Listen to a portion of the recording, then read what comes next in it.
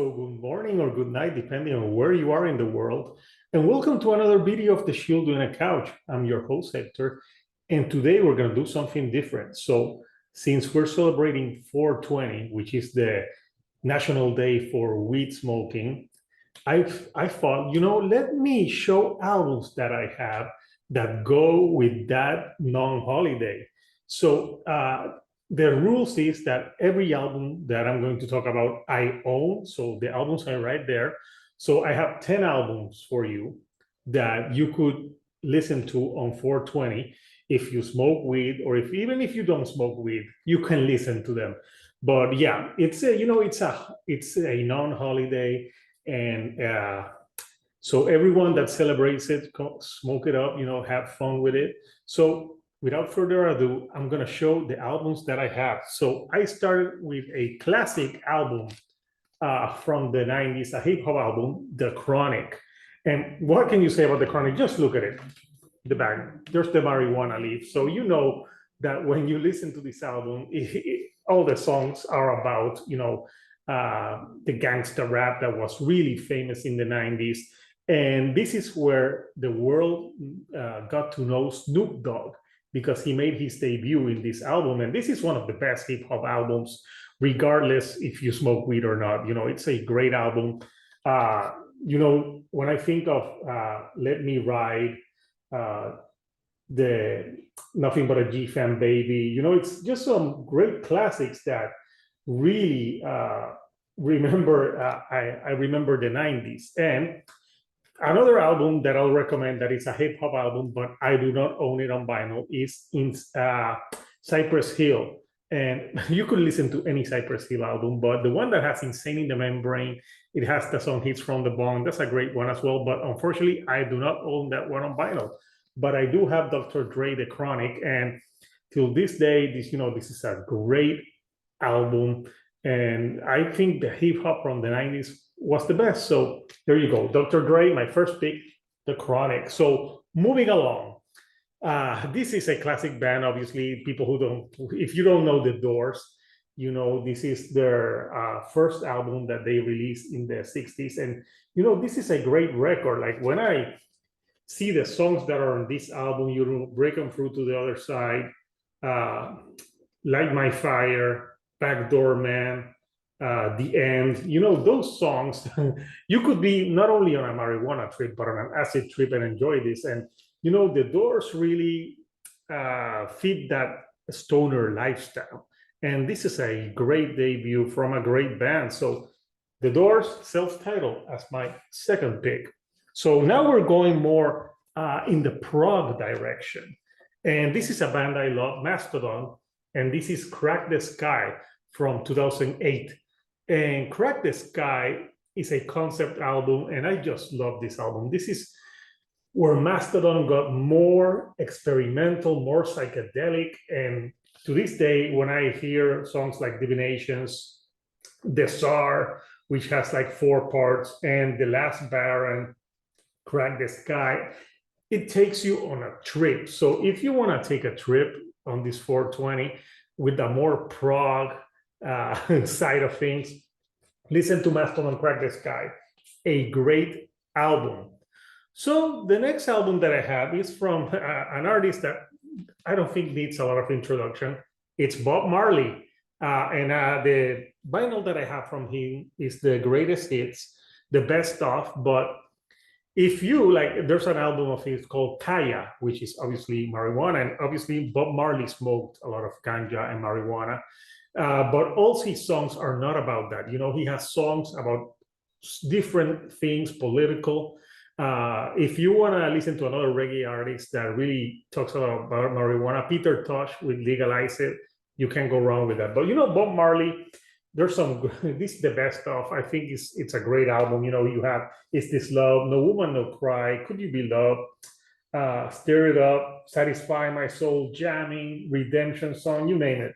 This is just a great album. And obviously Bob Marley smoked marijuana, but not, it was part of his religious beliefs as well. So if you smoke because of your religious belief, all power to you. So at my number 4, Bob Marley with Legend.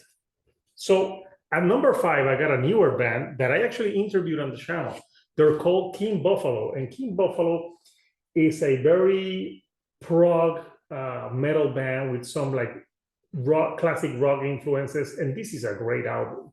Just look at this artwork alone. Just looking at the artwork, you can tell that you can go on a trip with this. So if you do not know King Buffalo, on this 420, I highly recommend that you listen to them because you will go on a trip, my friend, and an amazing band. And they have other great albums if you haven't heard them. So the band that I'm going to talk about now, I also have their shirt on. They're from Puerto Rico, and they're called Muffs. And this is one of their first albums. And look at this artwork. It's just exquisite. And they're a doom stoner metal band with some sludge in them. And they really are very influenced by the bands like Black Sabbath and other doom metal bands. And, you know, they're great. The singer from them is a female singer. And just look at this. Oh, my God. This just screams getting high. So, yeah, this is a great EP.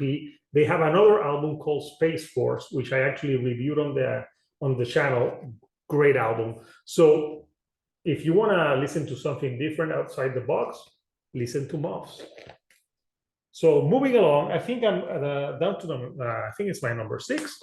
So the album that started heavy metal, people, Black Sabbath, or Sabbath, with their first self-titled album. And obviously they don't have Sweet Leaf, which is a song from them that is all about smoking weed on this album. But nonetheless, the riffs on this album, you know, when the Black Sabbath starts with the rain and the tang, tang, tang, like you can light up something up and enjoy this music. The Wizard, NIB, Evil Woman, Don't Play Your Games on Me, you know, just that this is a great like debut album and the album that started heavy metal, if you think about it. And just look at this cover. I just love this cover. So if you're feeling in the classic mode, listen to Black Sabbath, baby. So if you're feeling more like in like a punk, ska, reggae type of feel, you can go no further than Sublime, baby. I remember when this album came out, I was in college and I studied in a university in Puerto Rico that there was an area called Peyton Place. And everybody went to smoke weed there. Like, I think everyone knew that everyone in that area, Peyton Place, went to smoke. Like, it wasn't a secret, even though supposedly nobody knew in the university, but yeah, people knew.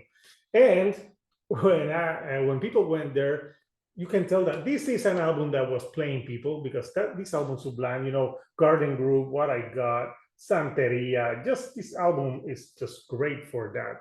And I just love this album until today. You know, it's that's why I bought it, because I freaking love it. So moving along, this artwork right here, this is Baroness, and Baroness is another like they have some prog elements, but they're more like stoner type of like vibes. This album is a more mellower affair. This album came out when they had an accident on a bus, and most of the people from the band were injured and quit. And this took a long time to make. But actually, I saw Baroness a few years ago in 2019 when I was living in Florida, and I actually met the singer and I took a picture with him. And such a great guy, and he does the artwork. This artwork is just amazing. Like, you could be stoned and just look at this artwork for hours.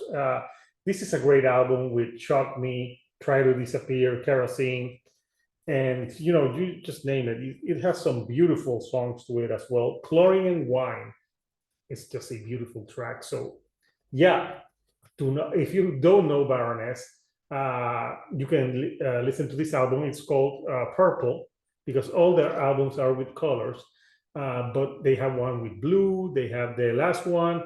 I can't remember the name one, but it was really good. But this is my favorite from them. And I just love the artwork. It's just great. So I recommend, if you haven't listened to Baroness, you should do it.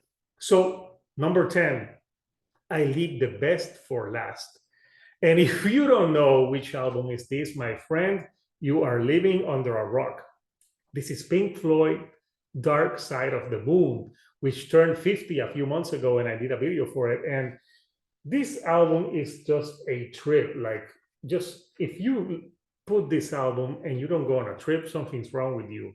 Like, it's just the mood of this album entirely. It's highly regarded as one of the best albums of all time, and obviously stoners love it. Oh, check this out, so beautiful. And of course, like when you listen to songs like Time, Breathing the Air, Us and Them, Brain Damage, like you really get immersed in the music. And if you're enjoying yourself this 420, this is the classic album to get stoned by and just take a trip to the dark side of the moon. So there you have it. Those are my 10 picks for albums that you can listen today in 420. So I want to know from you guys, what 10 albums would you recommend for 420, or what songs are your favorite for that? Even if you don't smoke marijuana, just in the comment, what albums or bands would you recommend and think they are good? So these 420 people, everyone have fun. If you do partake in smoking marijuana, do it responsibly, and have fun and don't hurt anyone. And until next time, people, this is Hector, the Shield on a Couch, and I'll see you all right here on the couch. Thank you, and good night.